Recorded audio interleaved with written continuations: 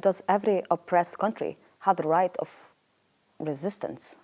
Because what you can see, it's mainly people blaming Hamas for what happened since October 7. Most people who gained their independence from colonialism, they gained it by armed struggle. Some, lucky ones, gained their independence by peaceful means. If you ask anybody, if somebody comes to your house, stole your house, and just push you to live in one room of the house, of course you might accept this temporary, but when you become stronger, then you will regain the ownership of their house using any means available.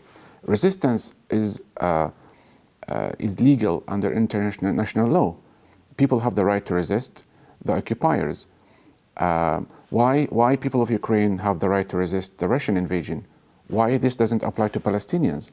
So double standards again, hypocrisy, international double standard policy.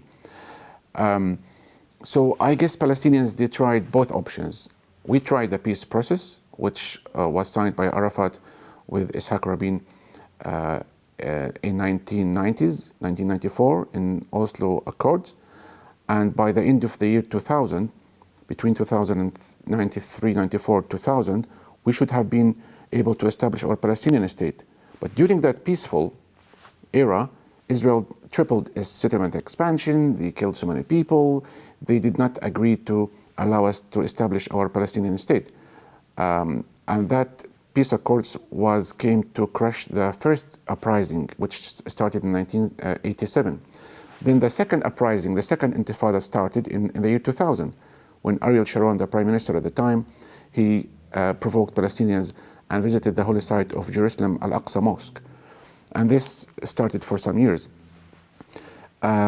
So people always have the right to resist with all means available. But of course, we are against killing of civilians from both sides. But Israel enjoys impunity. Israel kills civilians, children, women.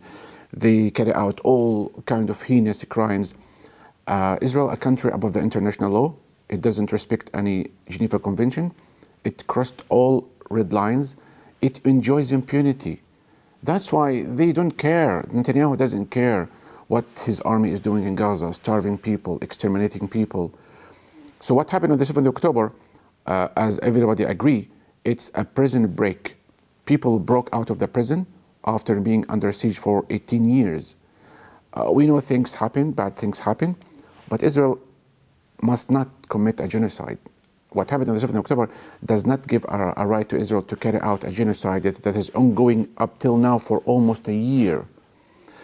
So people are fed up. I mean, we tried non-violent struggle, didn't work.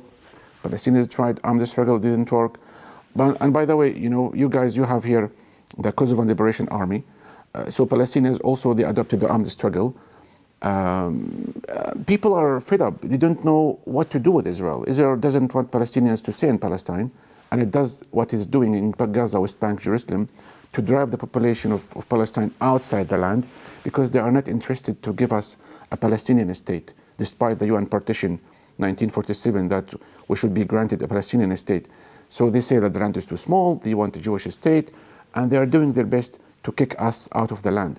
So what's happening in Gaza now is a continuation of the ethnic cleansing that started in 1948.